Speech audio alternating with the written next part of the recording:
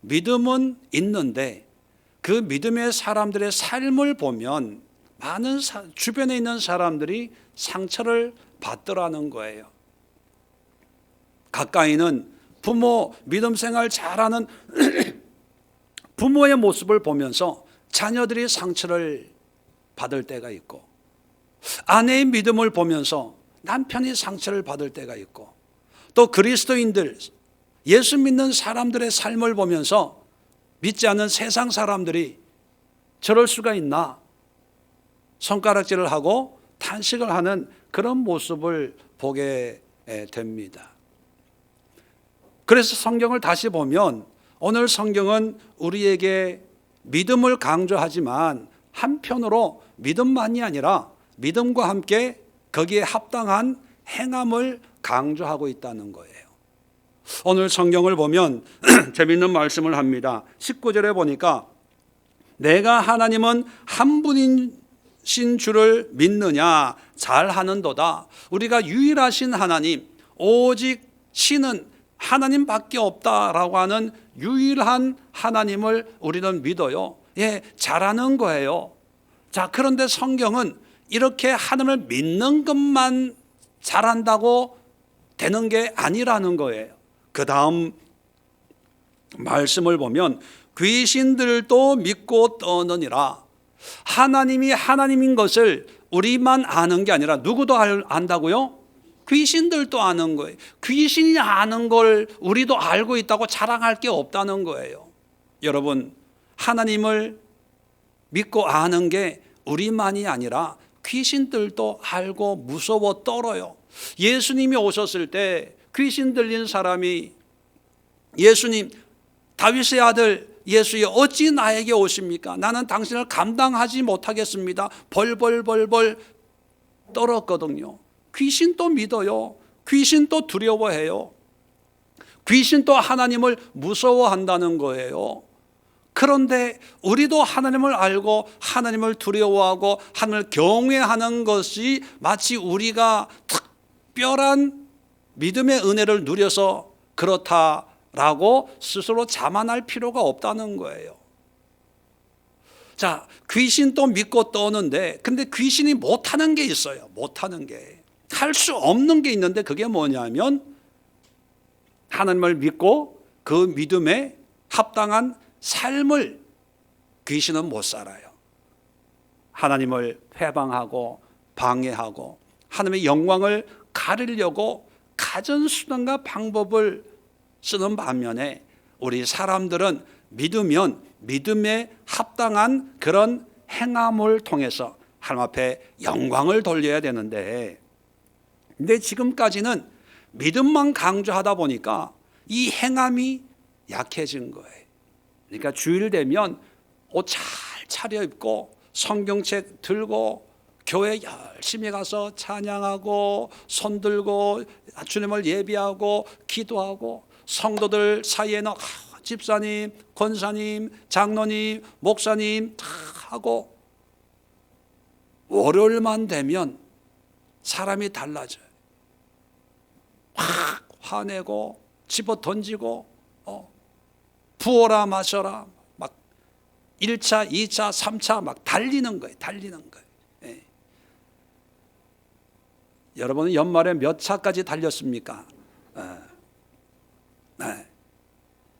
그리고 주일 되면 또 옷 차려입고 하나님 한 주간 지은 내 죄를 주여 용서하여 주옵소서. 그리고 월요일 되면 또 그러니까 세상 속에 예수 믿는 믿음의 향기를 바라지 못하는 거거든요. 그러니까 믿음 생활이 이게 안정이 안 되고 또 믿음이 자라지 않고 늘 반복적인 작년의 신앙이 올해의 신앙이고 올해의 신앙이 내년에 또 이어지는 그냥 한결같은 그런 신앙, 그런 교회 생활만 하는 것이 믿음 생활, 신앙 생활, 교회 생활이라고 그렇게 여겨졌거든요. 자, 그런데 오늘 22절 보십시오. 22절 보면 내가 보거니와 믿음이 그의 행함과 함께 일하고 행함으로 믿음이 온전하게 되었느니라. 자, 온전한 믿음의 정의를 내리고 있어요. 온전한 믿음, 건강한 믿음 또는 합당한 믿음의 모습이 뭐냐? 그의 행함, 그의 행함이라고 하는 우리의 행함이죠. 우리의 행함과 믿음이 함께 일해야 돼. 함께. 믿음 따로 행함 따로가 아니라 함께 같이 일해야 돼. 믿음으로 행하고 행함으로 믿음을 보여주고 또 행함으로 믿음이 온전하여짐이라. 그래서 믿습니다만 얘기하는 것이 아니라 믿는다면 거기에 합당한 행함이 따를 때 그 믿음이 온전하여진다는 거죠. 그래서 2019년 우리 교회 표어가 나는 행함으로 내 믿음을 내게 보이리라. 여러분의 믿음을 여러분 주변에 있는 사람들에게 잘 보여주었나요? 주신 분만 아멘. 이게 웬일입니까?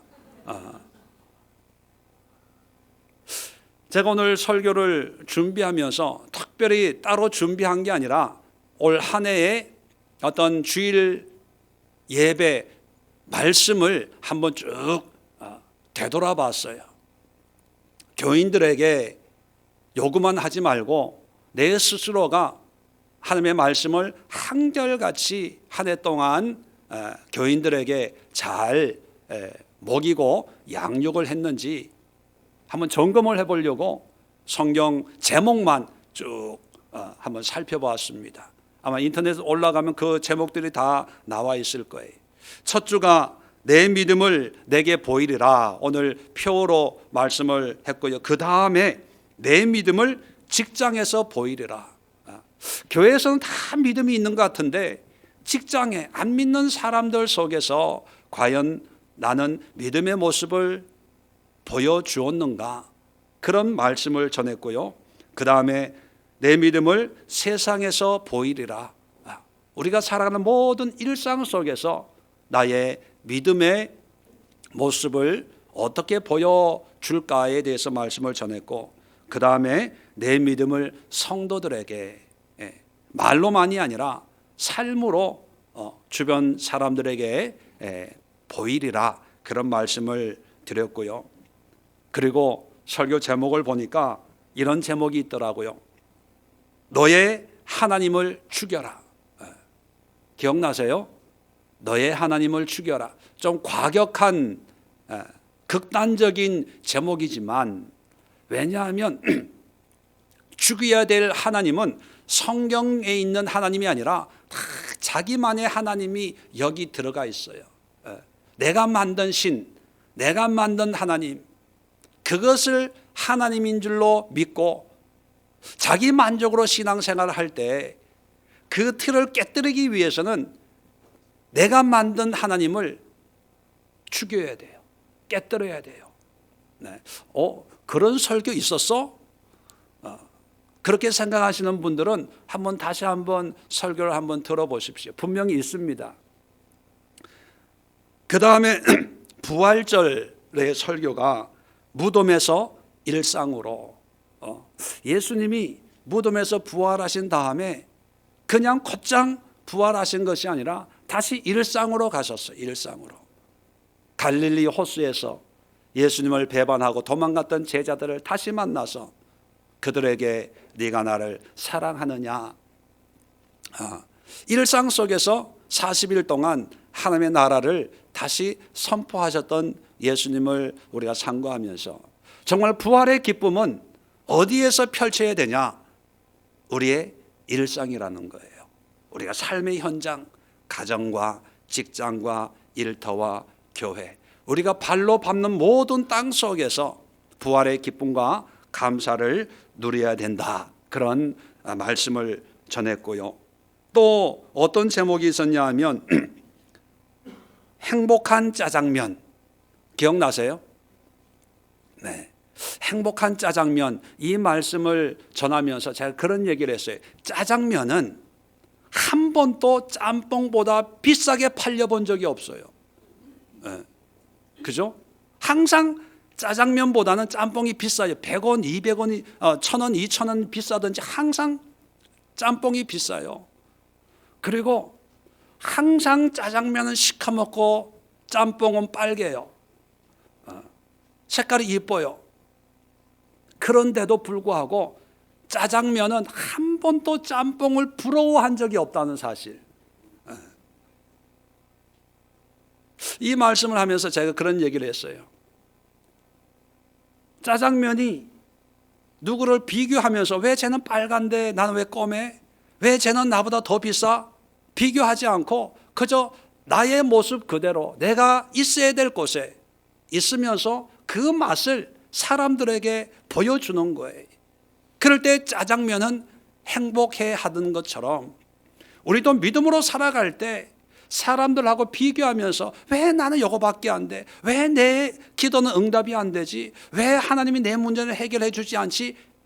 사람들하고 비교하면서 자꾸 내 모습을 보려고 하지 말고 그저 나를 구원해 주신 하나님의 은혜에 감사함으로 내가 있어야 될 곳, 하나님이 인도하시는 그 삶의 현장, 일상 속에서 나의 나됨을 그냥 드러내고 그것을 인정하고 감사하는 삶을 살면 그것이 하나님의 자녀의 삶이다. 그런 의미의 말씀을 나눴습니다. 여러분이 짜장면이면 짜장면으로, 짬뽕이면 짬뽕으로, 어떤 특별한 분은 비싼 음식이 갑자기 생각이 안 나네. 먹어본 적이 없어서. 뜬금없이 비싼 게 뭐가 있나요? 유산슬 뭐. 그건 또 유산슬대로 또 맛이 있는 거죠 뭐. 근데 부러워할 필요가 없어요. 비교할 필요가 없어요. 그래서 행복한 짜장면이 됩시다 뭐 이런 설교를 했고요. 그 다음에 또 보니까 교회를 떠나라. 아니 교회에 자꾸 불러 모아서 부흥시켜야 되는데 교회를 떠나래. 교회를 떠나라고 하는 의미는 우리의 믿음의 일상이 받은 은혜로 교회 안에 머물러 있는 것이 아니라 교회에서 하나님의 말씀과 기도와 은혜를 누렸다면 이제 어디로 가야 됩니까? 우리의 일상으로 가야 되는 거예요. 우리의 가정으로 가야 되는 거예요. 우리 일터로 가야 되는 거예요. 그러니까 자꾸 교회에 머물러 있으려고 교회가 너무 좋아요. 교회면 천국 같아요. 교회면 기도가 잘 돼요. 교회 오면은 그냥 하나님과 그냥 친밀한 관계가 회복이 되는 것 같아요. 예, 감사하죠. 예, 좋은 거예요. 그런데 거기에 머물러 있어서는 안 되고 그런 하나님과의 관계를 회복했다면 이제 교회를 떠나야 돼요.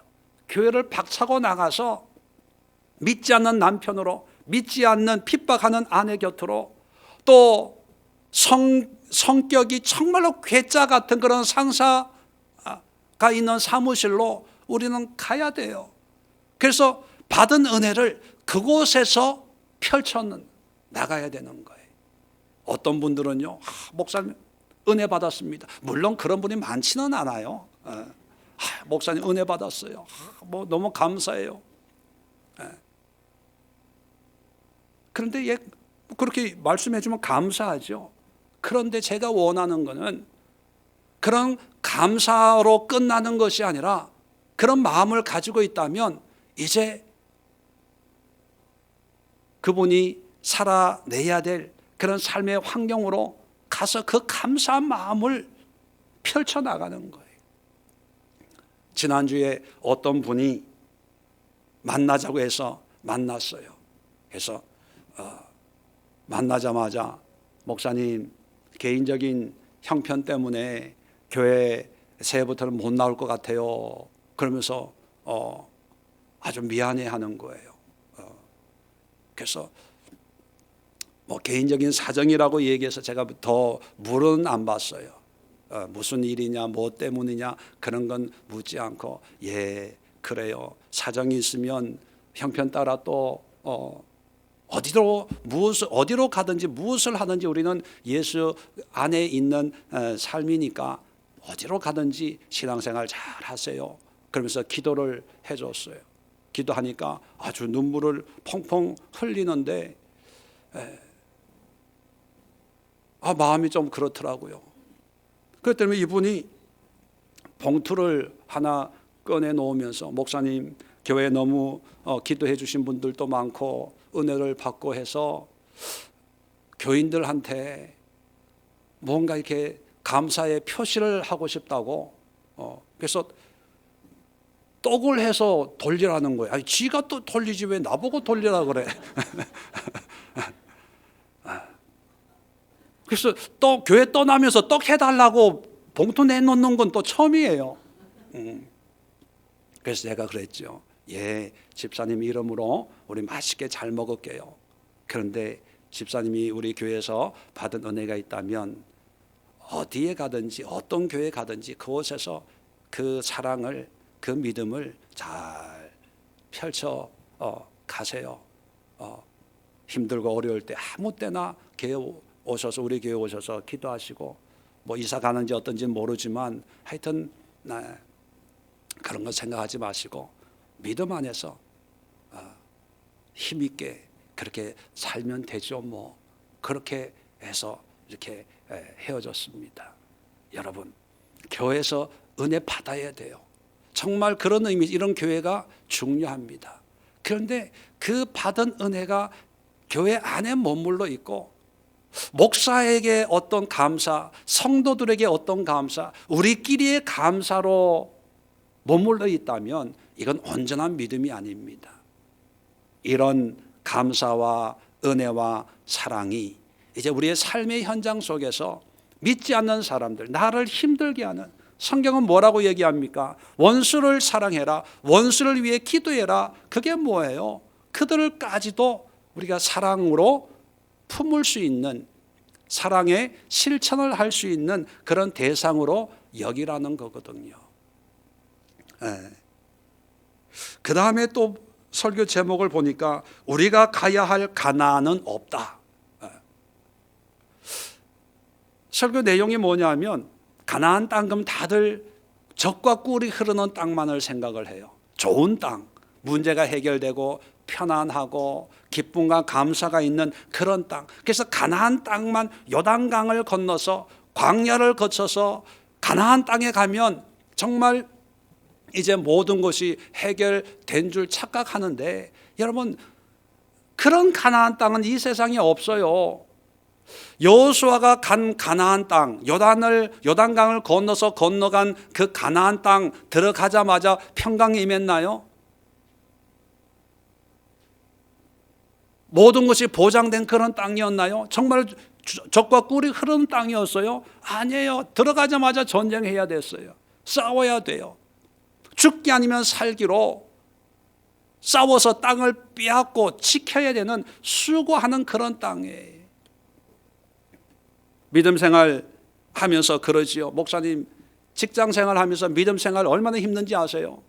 목사님은 교회만 있으니까 세상을 모르는데, 직장 생활, 사회 생활 하면서 믿음 생활 하는 게 그렇게 쉽지가 않아요.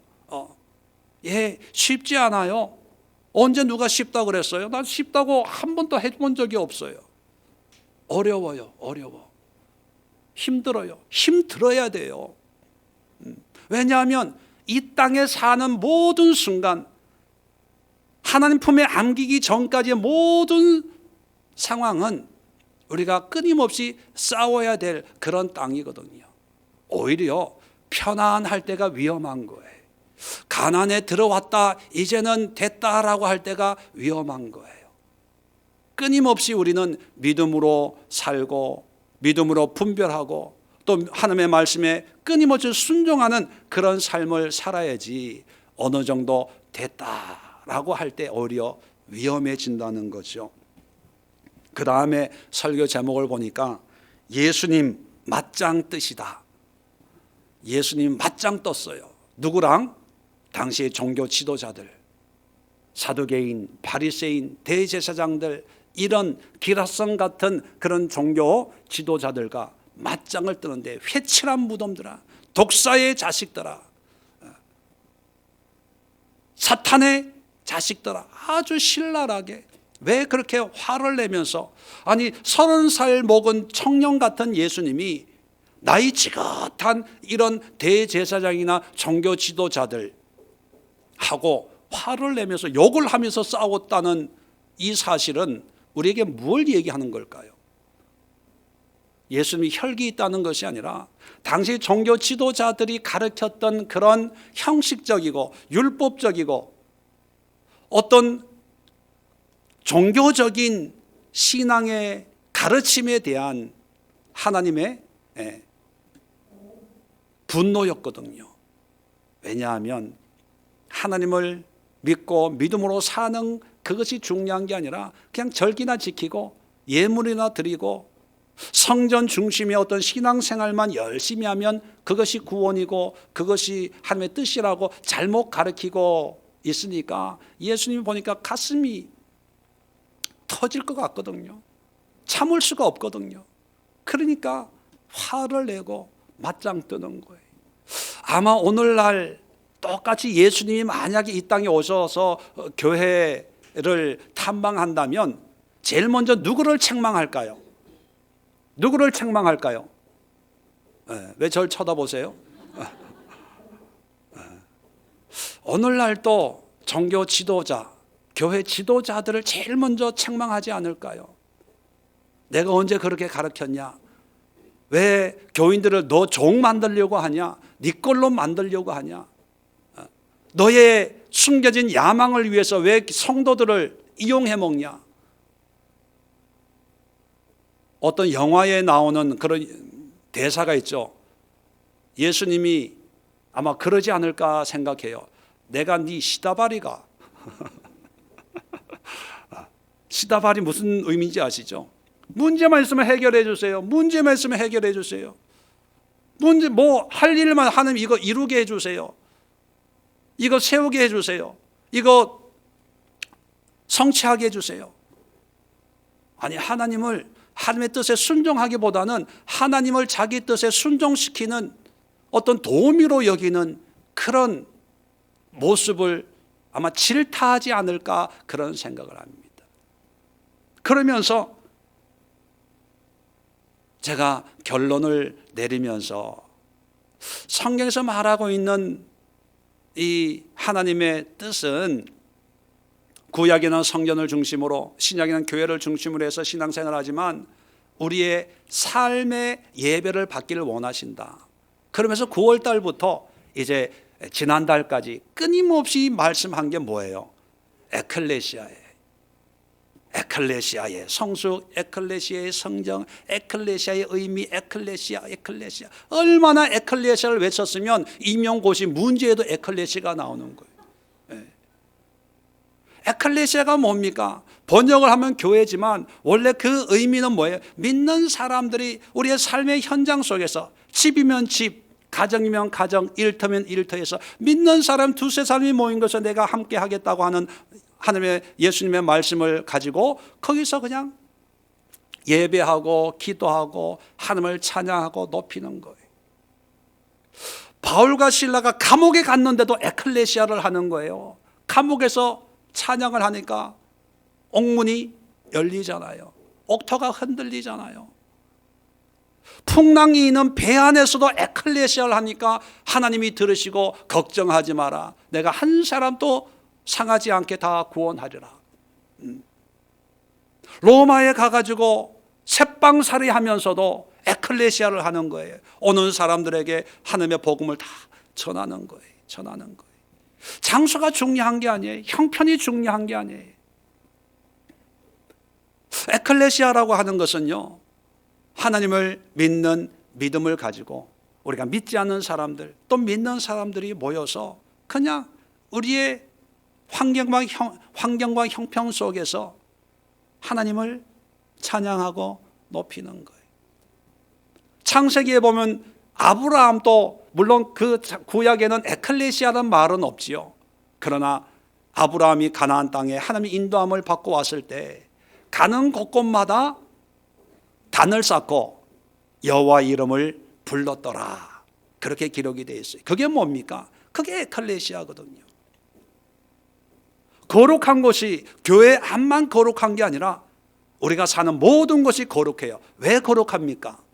하나님이 거기에 계시기 때문에. 교회만 거룩한 게 아니라는 거예요. 여러분이 가는 그 모든 곳에 하나님이 계세요. 왜요? 우리 믿는 자에게는 임마누엘, 이번 성탄절 가정예배에 임마누엘 말씀드렸죠. 지난주에 주일 설교였네요. 주일 설교. 임마누엘, 하나님이 우리와 함께 하신다. 함께 하기 때문에 내가 있는 곳에는 누구도 계세요? 하나님이 계세요. 하나님이 계시면 그곳은 어떤 곳이 되는 거예요? 거룩한 곳이 되는 거예요.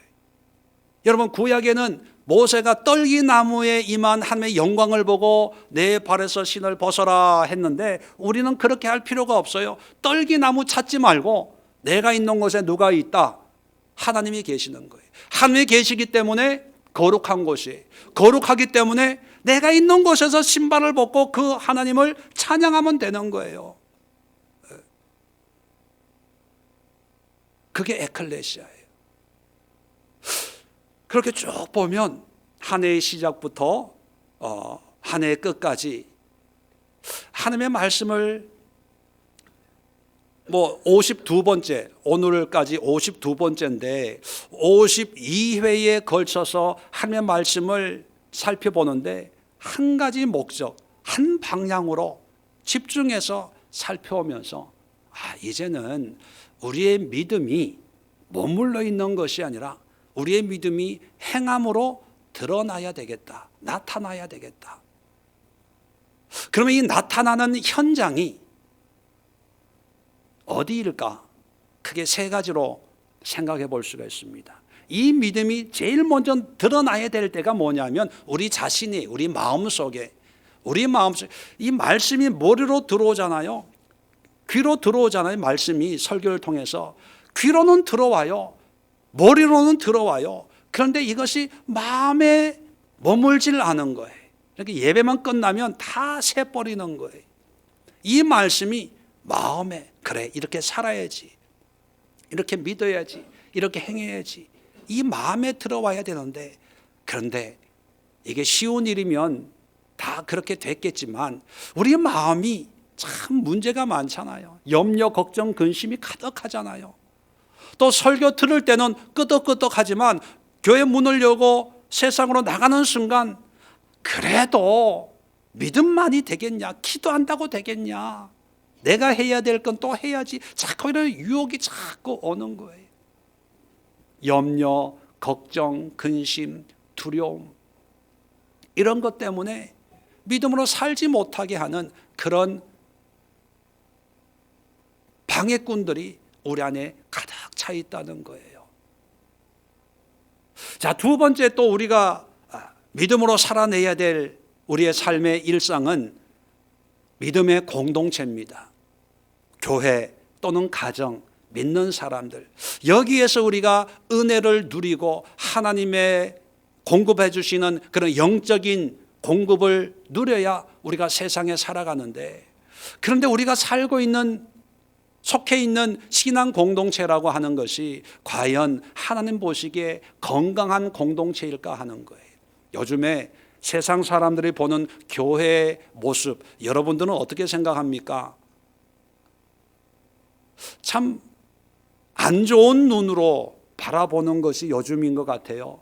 그런데 왜 사람들은 교회를, 또 믿는 사람들을, 목회자들을 그렇게 안 좋게 바라볼까? 교회가 많이 없어서 그럴까요? 교회들이 가난해서 그럴까요? 믿는 사람들이 많이 없어서 그럴까요? 아닌 것 같아요. 한때 장로님이 대통령이었고 요즘에는요, 야당의 대표가 전도사님이에요. 전도사님. 아마 국회의원들 중에 상당수가 기독교인이라고 저는 생각을 합니다. 많은 크리스찬들이 있고요, 많은 교회들이 있고, 이제는 교회가 저희 교회나 이렇게 가난하지요. 웬만한 교회는요 부자예요, 부자. 시골 동네에서도 제일 큰 건물은 예배당이에요, 예배당. 그런데 왜 사람들은 안 좋은 시선으로 바라볼까? 그 시선이 시기하는 걸까? 잘 되니까, 건물 지으니까, 사람들이 많이 모이니까 시기의 눈으로 그렇게 싫어하는 걸까? 시기는 아닌 것 같아요. 왜 그러면 이 세상 사람들은 우리를 이렇게 볼까? 여러분, 질시한다는 말 의미하세요? 질시. 질시라는 건 뭐예요? 낮춰 보는 거예요. 하찮게 보는 거예요. 요즘 세상의 눈이 우리를 볼 때 시기, 부러워서 배 아파서 미워하는 게 아니라 질시하는 것 같아요. 하찮게. 또 예수 믿는 사람이야? 또 목사야? 또 장로야? 또 권사야? 왜 질시할까요? 저는 한 가지 이유가 가장 큰 요소라고 생각합니다. 그것은 뭐냐면 교회나 믿는 사람들이 거룩성을 잃어버렸다고 생각합니다. 거룩성. 거룩이라고 하는 성경적인 의미는 구별된다, 차이가 있다, 차별하다 이런 의미거든요. 하나님이 거룩하다 하는 의미는 하나님은 우리와 다르다는 의미예요. 그게 거룩이거든요. 교회나 성도나 또 믿음이라고 하는 것은 안 믿는 사람과 달라야 돼요. 달라야 돼요. 이게 거룩이거든요. 그런데 옛날에는 야, 예수 믿는 사람은 역시 우리와 다르구나 라고 해서 궁금해서 교회에 오고 궁금해서 하나님 믿고 그랬거든요. 그런데 요즘에는 다르긴 다른데 어떻게 다르냐 하면 역시 예수 믿는 사람은 나보다 더하구나 이렇게 달라졌어요. 좋은 의미로 달라진 게 아니라 야, 목사가 더해, 예수 믿는 것들이 더해, 교회가 더해. 그렇게 되니까 이게 질시하는 거예요. 웃기고 있네. 또 예수쟁이들, 또 교회 다니는 사람들, 아주 좋은 일 해도요 이제는 지까지 것들이 뭐 이렇게 봐요. 구제 교회가 얼마나 많은 일을 합니까? 좋은 일을 하거든요. 그런데 그것이 좋게 안 보는 거예요. 지들이 해봐야 뭘. 다 저거 목사가 저거 구제한다 그래도 다 성도들, 교인들 주머니 털어가지고 저거 하는 거야. 이러는 거예요. 교회를 보는 눈이 그래요. 그렇기 때문에 우리가 믿음으로 세 번째 살아가야 될 환경은 뭐냐면 세상이거든요. 믿음으로 살아가는데 이 세상이 그렇게 호락호락하지가 않더라는 것입니다. 우리가 뭔가 좋은 마음으로 해도 그걸 받아들이질 않아요. 이제 어디 가서 목사라고 얘기하는 게 불편할 때가 있어요. 뭐 알아주고 안 알아주고 그게 아니라 옛날에는 목사하면 성직자 이렇게 종교인으로 보는데 요즘에는 목사 그러면 이렇게 아래 위로 쳐다봐요. 생긴 건 멀쩡한데. 이런 믿음의 그 가치가 세상 사람들에 의해서 낮게 보여지는 이런 환경에 우리는 믿음으로 행해야 된다는 거예요. 그럴 때 많이 힘들 거예요. 갈등이 생길 거예요. 왜 내가 이 사람한테 낮아져야 돼? 왜 이런 얘기를 들어야 돼? 왜 이런 취급을 받아야 돼? 내가 왜 이런 수고를 해야 돼? 내 성질대로 하지 뭐. 내 형편대로 하면 되지. 굳이 내가 이런 생각이 수시로 들 거예요. 그런데 그럴 때마다 우리는 하나님의 말씀에 믿음으로 행하는 그런 삶을 살아야 됩니다. 자, 그럴 때 이러한 믿음으로 행하는 삶을 살기 위해서 우리가 끝까지 붙잡아야 될 게 뭐냐면 바로 예수 그리스도예요. 예수님 때문에 그러는 거예요. 내가 인정받기 위해서 선을 행하고 인정받기 위해서 믿음으로 사랑하고 믿음으로 인내하고 하는 게 아니라 예수님 때문에 오직 하나님 한 분 때문에 내가 이런 소리도 듣고 이런 대접도 받고 이런 취급도 받는다 이렇게 생각을 해야 된다는 거죠. 다시 말하면 믿음으로 이런 척박한 환경 속에서 믿음으로 행할 때에 우리가 그 행하는 모든 의미를 어디에서 찾아야 되냐? 예수 그리스도에서 찾아야 된다는 거예요. 네. 이번 연말에 두 가지 일을 겪었습니다. 이 두 가지 일을 겪으면서 제 개인적으로 여러 가지 생각을 했는데, 성탄절날 겪은 일은 올해 연세가 89세예요. 내년 되면 90세에 나는 할머니 한 분이 예수님을 믿겠다고 이제 마음을 먹었어요. 이분은 6.25 때 대구로 피난 가가지고 대구에서 부처를 절에 이제 인도를 받아서 그때 부처를 믿은 거예요. 그러니까 얼추 70년을 아주 절에 열심히 집에 불당도 만들어 놓고 늘 기도하는 그런 분이에요. 제가 몇 번 가서 몇 달에 한 번씩 가서 이 두 네 분을 전도를 하려고 가면요, 2시간 만나면 1시간 50분을 얘기를 해요. 나는 10분만, 갈 때 안녕하셨어요, 떠날 때 다음에 또 들릴게요, 이것만 하고요 1시간 50분을 얘기하는 거예요. 다 들어주면서 속으로 그런 생각을 하면서 1시간 50분을 참았어요. 우리 교인들도 참아주는데 뭐 그걸 몇 년을 한 거예요. 그런데 이번 성탄절날 또 갔거든요. 가가지고 복음을 전했어요. 물론 그 사이에 많은 일들이 있었는데 이제 예수를 믿겠대요. 그래서 따라하세요. 나는 죄인입니다. 여러분 따라하는 게 아니라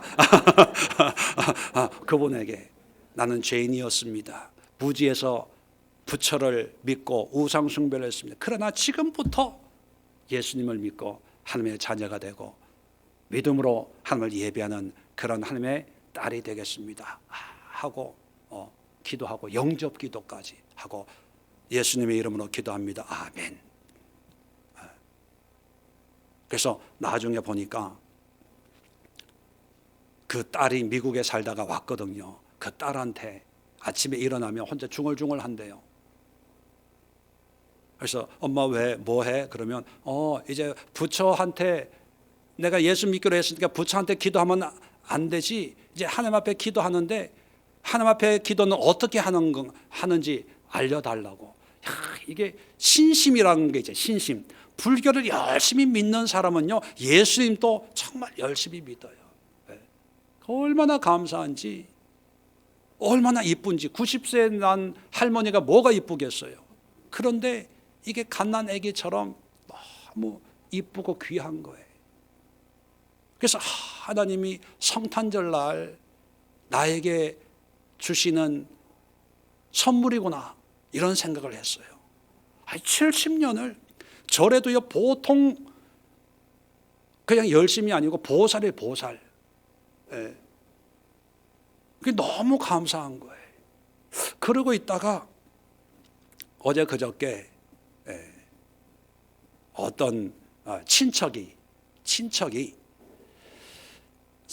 만 41예요. 아주 젊잖아요. 젊은데 현대 기아 그룹의 최연소 임원이 됐어요. 상무가 됐어요. 왜 안 놀라세요? 아니 현대 기아 그룹에 취업을 한 게 아니라 상무라니까. 상무 뭔지 모르세요? 상무가 됐대요. 그래서 장모님하고 너무 잘 됐다고 막 그러는 거예요. 그래서 제가 어머니 좋아할 일이 아니에요. 가슴 아파야 될 일이에요. 41세에 그렇게 승승장구하는데 그런 사람이 하나님이 필요하겠습니까? 더 자기가 높아지고 능력을 인정받으니까 뭐 더 승승장구하겠죠 뭐. 그래서 제가 그랬어요. 미안한 얘기지만 망해야 되는데. 그럴 때면 어떻게 그런 얘기를 하냐고. 정말 망해야 된다는 얘기가 아니라 우리의 마음이 가난해져야 하나님을 아는데, 세상 사람들은, 여러분 제가 이 얘기를 하는 이유가 뭐냐면, 한 분은 나이 90에 예수를 믿었어요. 근데 세상이 알아줘요? 안 알아줘요? 안 알아. 뉴스에 나오지도 않아요. 그런데 한 사람은 상무가 됐는데 뉴스 인터넷에 나오더라고요. 내가 확인해 봤거든요. 임원으로, 최연소 임원으로 뉴스에 나와요. 세상은 예수 믿는 거 안 알아줘요. 오히려 승진하는 것, 성공하는 것, 잘 되는 거를 인정해주고 박수 쳐주고, 막 가만히 있는데도 전화가 연락이 온다니까요. 승진했다고. 그런 걸 보면서 우리 그리스도인들이 가져야 되는 믿음의 행함이라고 하는 것이, 세상 사람들이 인정하고 박수치고 환호하는 그런 행함을 똑같이 하면서 세상을 감동시켜야 함께 영광이 되는 걸까? 어떤 분들은 그렇게 생각을 하죠. 물론 또 하나님이 그렇게 인도하시는 분이 있어요. 오전 설교에도 제가 그렇게 물어봤어요. 자, 여러분 같으면 예수 늦었지만 나이 90에 예수님 믿어서 뭘 얼마나 봉사하고 뭘 하겠어요. 그래도 예수 믿는 게 좋아요? 아니면 대그룹의 임원으로 승진하는 게 좋아요? 물어봤어요. 똑같이 여러분들에게도 물을 테니까 여러분 뭐가 좋아요? 물론 알아요. 저는 여러분의 마음을. 여러분의 마음은 뭐냐면 승진하고 예수 잘 믿고 그죠? 두 개 다 버릴 수가 없어요. 근데 세상은 승진, 성공이라는 거에 더 환호해요. 그러다 보니까 우리가 자꾸 마음이 미혹이 되는 거예요. 성공하고 그때 예수 믿지 뭐, 그때 하지 뭐, 그때 나중에, 지금 급하니까 이것부터 먼저 해놓고, 시험 합격해놓고, 점수 잘 받아놓고, 입학해놓고, 취업해놓고, 결혼해놓고, 여러분 그게 잘 될까요? 논리적으로는 그게 좋을 것 같지만, 여러분 지금까지 살아왔잖아요. 해봤잖아요. 그렇게 우리가 마음 먹는다고 척척척척 될 것 같으면 여기 앉아 있을 분이 몇 명이나 되겠습니까? 안 돼요, 안 돼. 그러면 뭐부터 해야 될까요? 믿음으로 예수 그리스도를 영접하고 그 예수를 믿는 믿음으로 살아내야 되는 거예요. 우리 청년들에게 토요일마다 다니엘을 함께 공부하면서 다니엘서에 기록하고 있는 다니엘의 삶이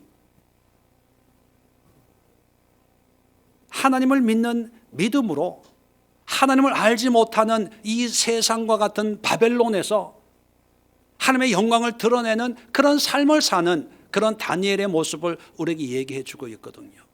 그런데 다니엘이 한 나라의 총리로 쓰임을 받아요.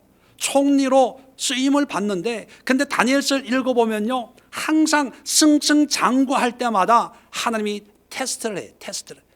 어렸을 때는 먹는 것으로 왕이 주는 진미를 먹지 않고 채식만 하고 왕 앞에 서겠습니다. 믿음의 테스트를 해요. 그 다음에 다니엘의 친구들을 통해서 풀무불, 신상 앞에 절을 하냐 안 하냐 이걸로 테스트를 해요. 그 다음에 다니엘 사자굴, 왕에게 절을 하냐 안 하냐 이걸로 테스트를 해요. 그 테스트를 다니엘과 그 친구들은 다 통과하는데, 그런 환경을 붙들고 자기의 자리를 붙들고 자기의 성공을 붙들고 사는 것이 아니라 끊임없이 하나님의 말씀을 붙들고 그 시험을 통과하더라는 거예요. 그걸 보면 다니엘은 이방 바벨론 땅에서 하나님을 붙들고 산 사람이에요. 하나님을 붙잡으니까 하나님이 총리로 세우는 거예요. 그러니까 믿음이 있으니까 총리가 되어도 하나님이 걱정을 안 하는 거예요. 얘는 총리직을 위해서 하는 것이 아니라 나를 위해 살고 있다는 걸 알기 때문에 인정을 받은 거죠. 그렇다면 우리도요, 예수 그리스도를 붙들고 여러분의 직장, 일터, 학교, 가정에서 하나님의 영광을 위해서 살겠습니다라고 하는 그것이 인정을 받으면 하나님이 여러분들에게 은혜도 주고 복도 주고 능력도 주고 한다는 거예요. 이해가 잘 안 되겠지만 하나님은 우리가 가난하고 비리비리하고 의미 없는 삶을 살기를 원하는 게 아니라 믿음의 영향력 있는 삶을 살기를 원하는데, 그런 은혜를 주는데 다 사람들이 믿음을 버리고 세상을 취하다 보니까 그런 사람이 많지 않는 거예요.